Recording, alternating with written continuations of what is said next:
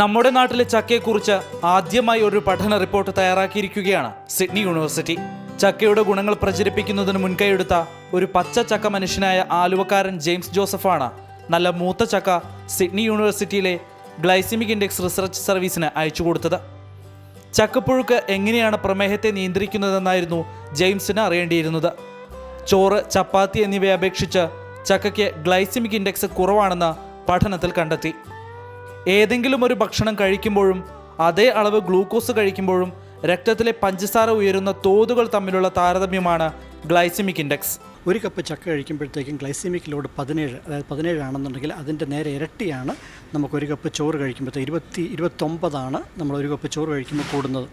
ചപ്പാത്തി കഴിക്കുമ്പോൾ 27. അപ്പോൾ ഇതിൻ്റെ രണ്ടിനെ ഗ്ലൈസിമിക് ലോഡ് ചക്കയ്ക്ക് ഓൾമോസ്റ്റ് പകുതിയാണ്. അപ്പോൾ അതുകൊണ്ടാണ് നമുക്ക് ഷുഗർ കൂടാത്തത്. രണ്ടാമത്തെ കാര്യം, നമ്മൾ ഈ ചക്ക ഒരു വെജിറ്റബിളോ ഫ്രൂട്ടോ ആയിട്ട് നമ്മൾ കാണരുത്.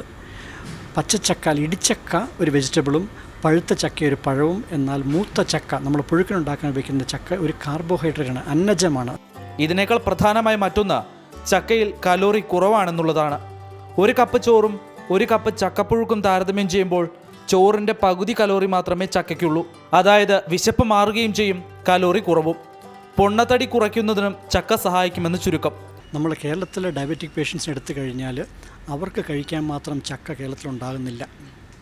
അതായത് അവർക്കൊരു ഒരു ദിവസം 100 ഗ്രാം പഴുക്കാത്ത ചക്ക കഴിച്ച് തുടങ്ങിക്കഴിഞ്ഞാൽ അത്രയും ചക്ക കേരളത്തിൽ ഉൽപ്പാദിക്കപ്പെടുന്നില്ല. കേരളത്തിൽ നിന്ന് ഒരു ചക്ക പോലും പുറത്തേക്ക് പോകേണ്ട കാര്യമില്ല. നമ്മളിതിനെ നന്നായിട്ട് കൊമേഴ്ഷ്യലൈസ് ചെയ്യുകയാണെന്നുണ്ടെങ്കിൽ. അതായത് ഇപ്പോൾ ഇത്രയും പഠനം നമ്മൾ പുറത്ത് കൊണ്ടുവന്നു.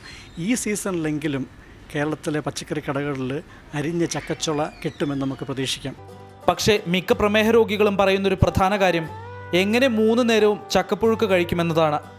ജാക്ക് ഫ്രൂട്ട് 365 എന്ന പേരിൽ ചക്ക ഉൽപ്പന്നങ്ങൾ വിപണിയിലെത്തിക്കുന്ന ജെയിംസ് ഇതിനൊരു വഴി കണ്ടെത്തിയിട്ടുണ്ട്. ചക്ക ഉണക്കിപ്പൊടിച്ചത് ഉപയോഗിച്ച് ദോശയും പുട്ടും ഇഡ്ഡലിയും എല്ലാം ഉണ്ടാക്കാം.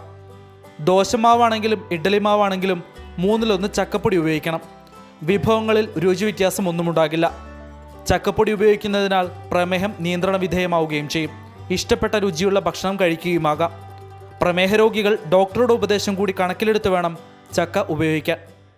ചക്ക പ്രമേഹത്തെ നിയന്ത്രിക്കുമെന്നുള്ളതിന് ഇപ്പോൾ ശാസ്ത്രീയമായ പിൻബലവുമായിരിക്കുന്നു. പ്രമേഹത്തിൻ്റെ സ്വന്തം നാടായ കേരളത്തിന് പ്രകൃതി നൽകിയ പ്രതിവിധിയാണ് ചക്ക. അഭിലാഷ് ഗോപിനാഥൻ, മാതൃഭൂമി ന്യൂസ്, കൊച്ചി.